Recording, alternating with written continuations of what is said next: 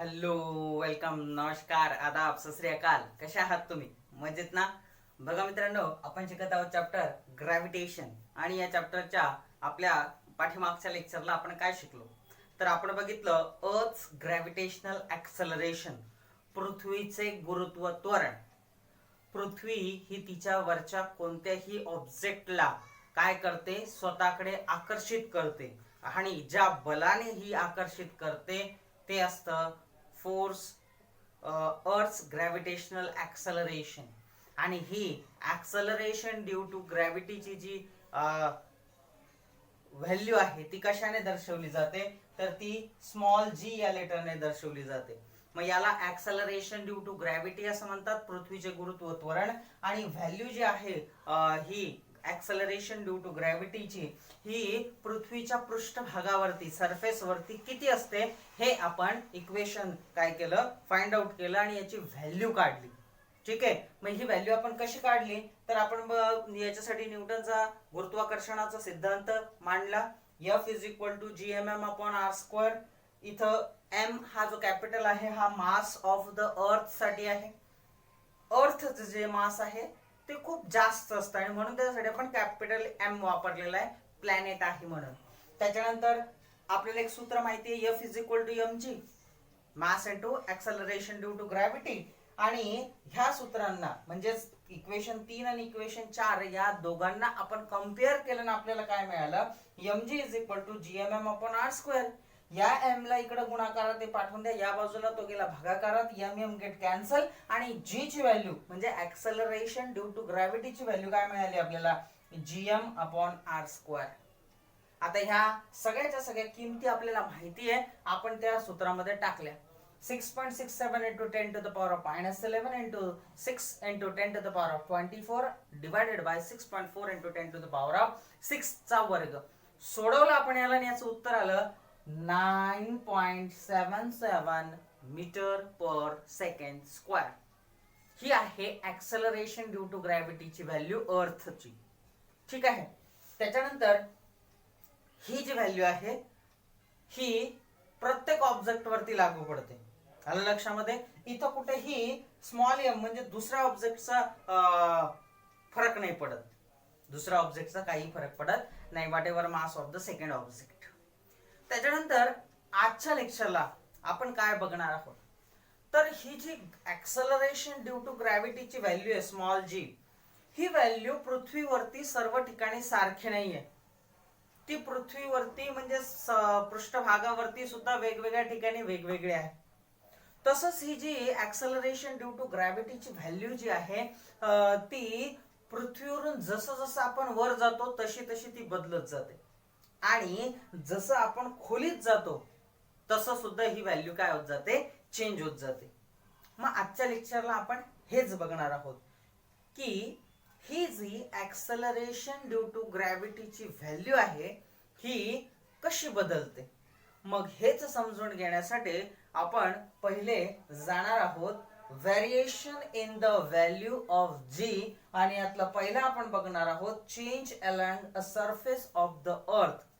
पृथ्वीच्या पृष्ठभागावरती जसं जसं आपण बाजूला सरकतो, जसं जसं एका ठिकाणून दुसऱ्या ठिकाणी जातो तशी तशी ही व्हॅल्यू कशी बदलते.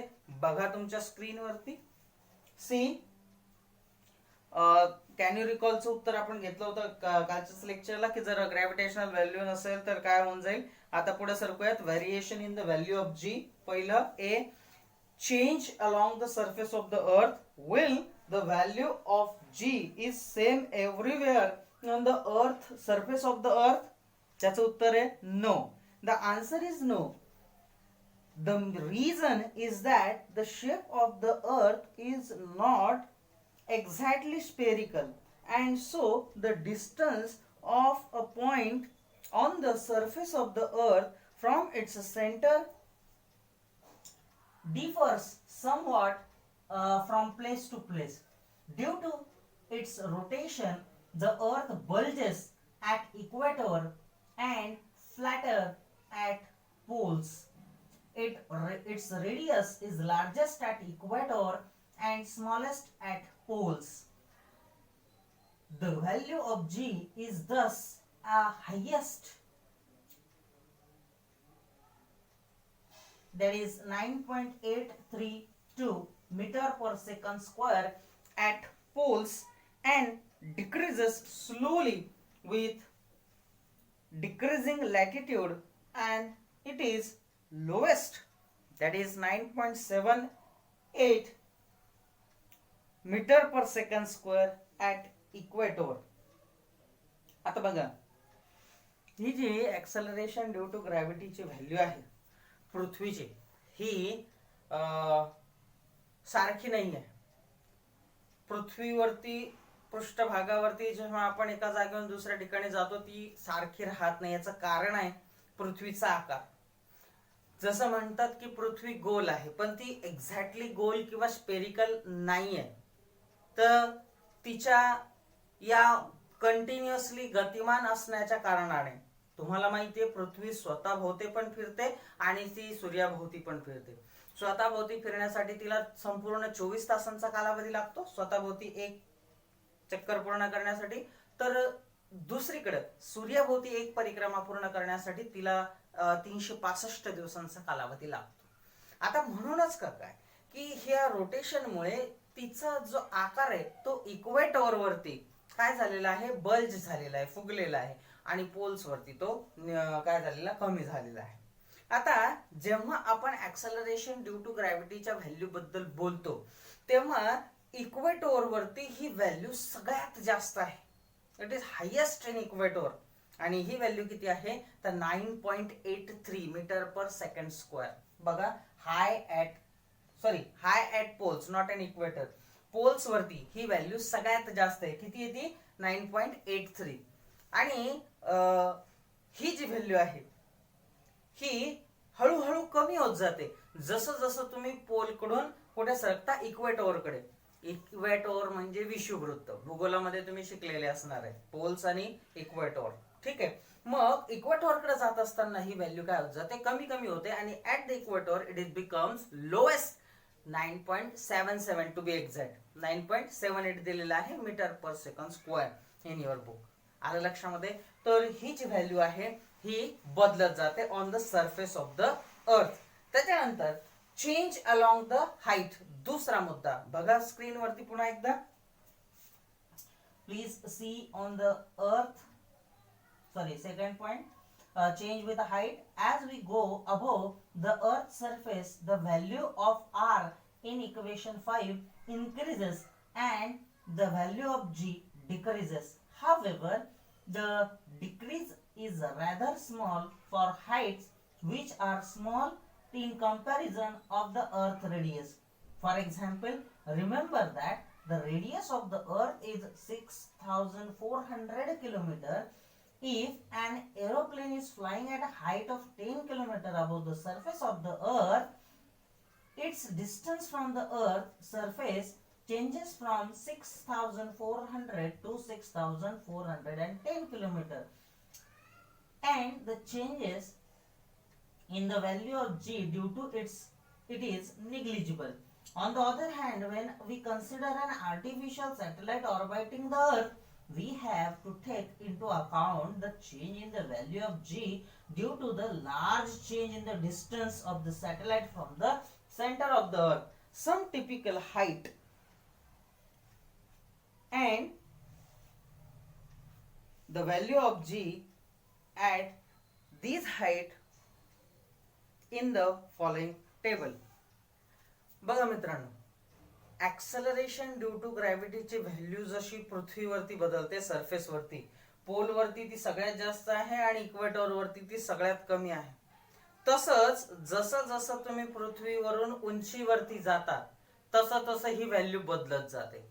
पण अर्थची रेडियस खूप जास्त असल्या कारणाने किती हाईट वरती तुम्ही जाता याच्यावरती थोड्याशा गोष्टी डिपेंड आहे. तुम्ही काही ठराविक अंतरावरती गेले तर ह्या ऍक्सलरेशन ड्यू टू ग्रॅव्हिटीच्या व्हॅल्यूवरती फारसा फरक पडत नाही. याचं कारण अर्थचा सरफेस एरिया खूप मोठा आहे. तुम्हाला माहिती आहे अर्थची रेडियस आहे 6400 किलोमीटर. सपोज एक एरोप्लेन मध्ये आहात तुम्ही आणि एरोप्लेन पृथ्वीवरती 10 किलोमीटर हाईट वरतून उडत आहे. तर जर डिस्टन्स त्याचं मोजलं तर पृथ्वीचं रेडियस आहे 6400 आणि अर्थ वरती जो एरोप्लेन चाललाय ते 10 किलोमीटर एक्स्ट्रा, म्हणजे टोटल झाले 6410. मग ह्या व्हॅल्यूमुळे काही फारसा फरक पडत नाही कशावरती, ऍक्सलरेशन ड्यू टू ग्रॅव्हिटी वरती, कारण हे जे डिस्टन्स आहे खूप कमी आहे, निग्लिजिबल आहे, मिनिमम आहे. 10 किलोमीटर म्हणजे काहीच नाहीये 6400च्या मानाने. ठीक आहे. पण जेव्हा एका पर्टिक्युलर हाईट वरती तुम्ही पोहोचता, उदाहरणार्थ सॅटेलाइट, मानव निर्मित जे सॅटेलाइट आहे, आर्टिफिशियल सॅटेलाइट, हे जे आपण लॉन्च केलेले आहेत, तर हे खूप जास्त उंचीवरती. फॉर एक्झाम्पल आर्टिफिशियल सॅटेलाइट जे मानवाने सोडलेले आहेत ते आहेत 35,700 किलोमीटर वरती, 35,700 किलोमीटर. आता हे डिस्टन्स खूप जास्त आहे, राईट. आणि म्हणून जेवढ्या उंचीवरती ही व्हॅल्यू जी ची ऍक्सलरेशन ड्यू टू ग्रॅव्हिटीची ही कमी आहे, कमी होत जाते, ती ऑलमोस्ट झिरो आहे, ऑलमोस्ट झिरो. थोडक्यात काय समजून घ्यायचं, जसं जसं तुम्ही पृथ्वीपासून वर जाता तसं तसं ऍक्सलरेशन ड्यू टू ग्रॅव्हिटीची व्हॅल्यू म्हणजे ही जी ची व्हॅल्यू कमी कमी होत जाते, कमी कमी होत जाते. जितकी उंची जास्त तितकी ऍक्सलरेशन ड्यू टू ग्रॅव्हिटीची व्हॅल्यू कमी. आलं लक्षामध्ये? It is decreases with a height. समजून घ्या, the value of acceleration due to gravity is decreases with a height. ठीक आहे. तर हे तुम्हाला चांगल्या पद्धतीने समजण्यासाठी एक टेबल आहे तुमच्या स्क्रीनवरती. बघा किती उंचीवरती गेल्यावरती किती ही व्हॅल्यू बनते. Please see on your screen.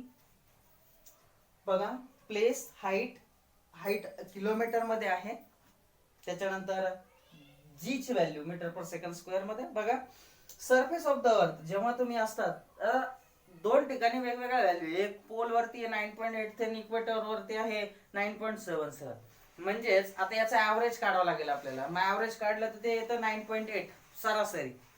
मग बघा 0 किलोमीटर हाईट वरती आपण आणि किती 9.8.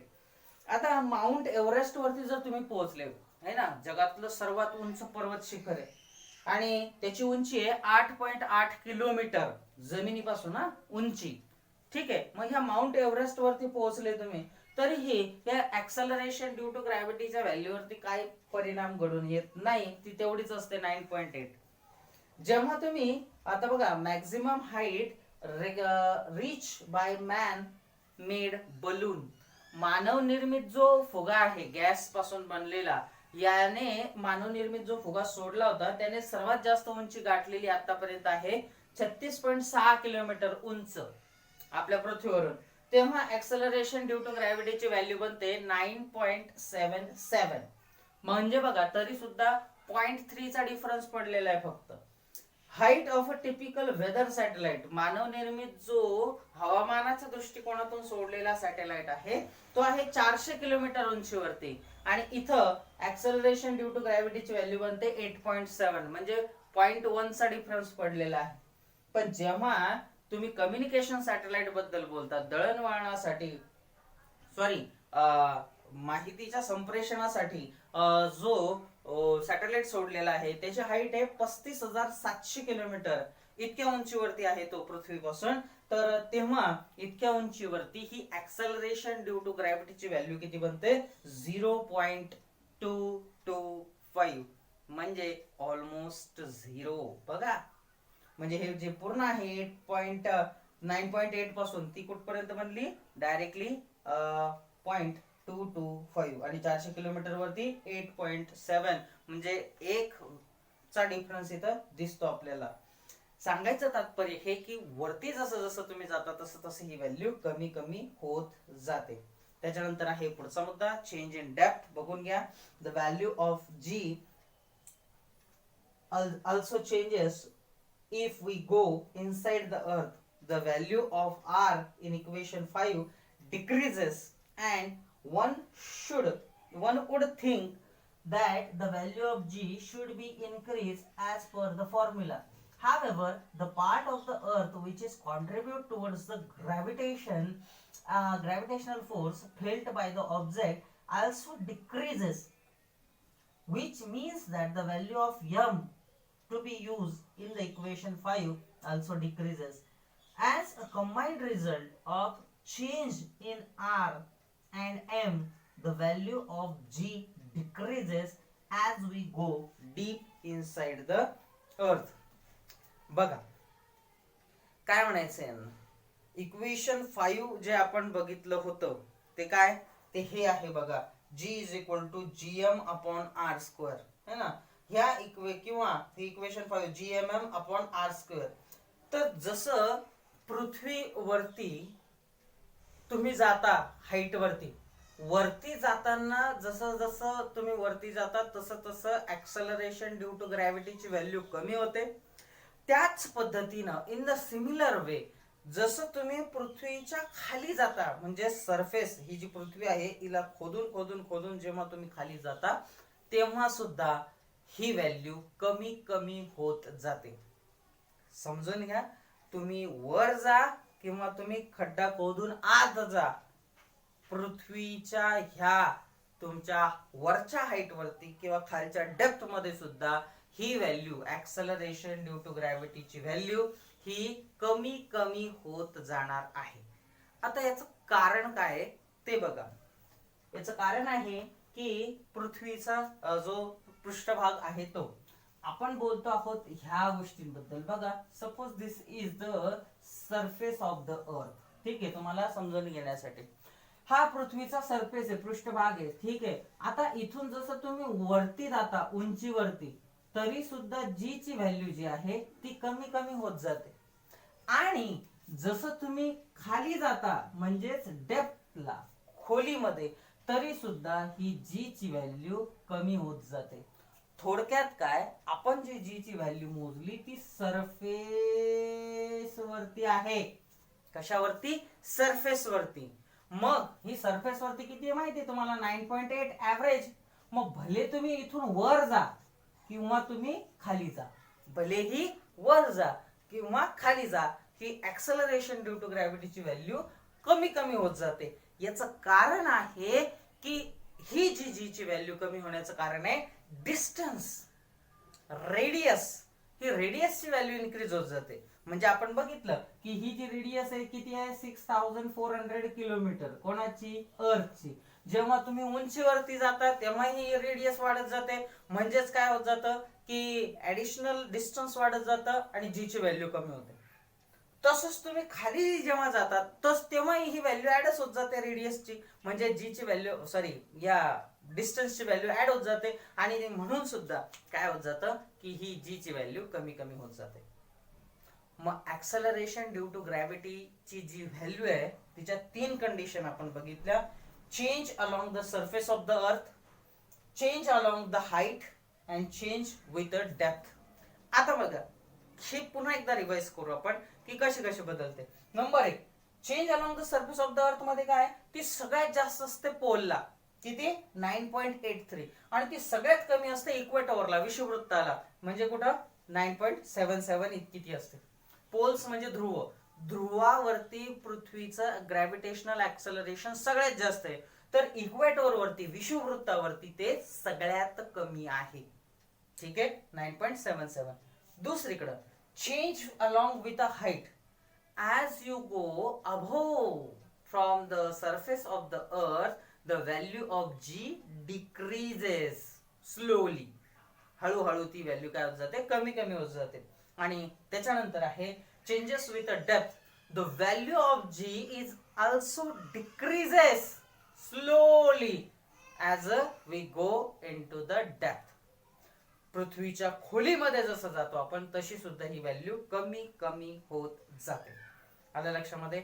मग ह्याच्या पुढे काही क्वेश्चन दिलेले आहेत, ते क्वेश्चन बघून घेऊया एकदा. बघा, think about it. Will the direction of the gravitational force changes as we go inside the earth? आणि पुढचं आहे what will be the value of G at the center of the earth? त्याचं उत्तर आहे 9.8 मीटर पर सेकंद, आणि obviously वरच्याचं उत्तर आहे yes.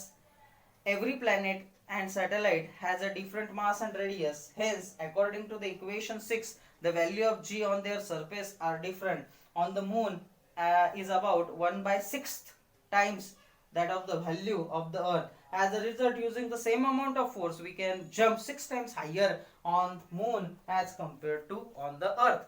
बघा, प्रत्येक ग्रहाची ही ऍक्सलरेशन ड्यू टू ग्रॅव्हिटीची जी व्हॅल्यू आहे ना, ही बदलत राहते. पृथ्वीवरती ती जेवढी आहे तेवढी चंद्रावरती ती त्याच्या 6 पटीनं कमी आहे. आणि म्हणूनच जितकी उडी आपण अर्थ वरती मारतो तितक्याच फोर्स मध्ये त्याच्या 6 पट उडी आपली चंद्रावरती पडणार आहे. ठीक आहे, मग पुढच्या लेक्चरला आपण महत्वपूर्ण कॉन्सेप्ट जाणून घेणार आहोत, त्या म्हणजे मास आणि वेट. काय असतं? वस्तुमान आणि वजन. ठीक आहे, तर ह्या लेक्चरला इथं थांबूयात, भेटूयात पुढच्या लेक्चरला. तोपर्यंत घरातच राहा, सुरक्षित राहा आणि शिकत राहा. शिकणं थांबवू नका. धन्यवाद.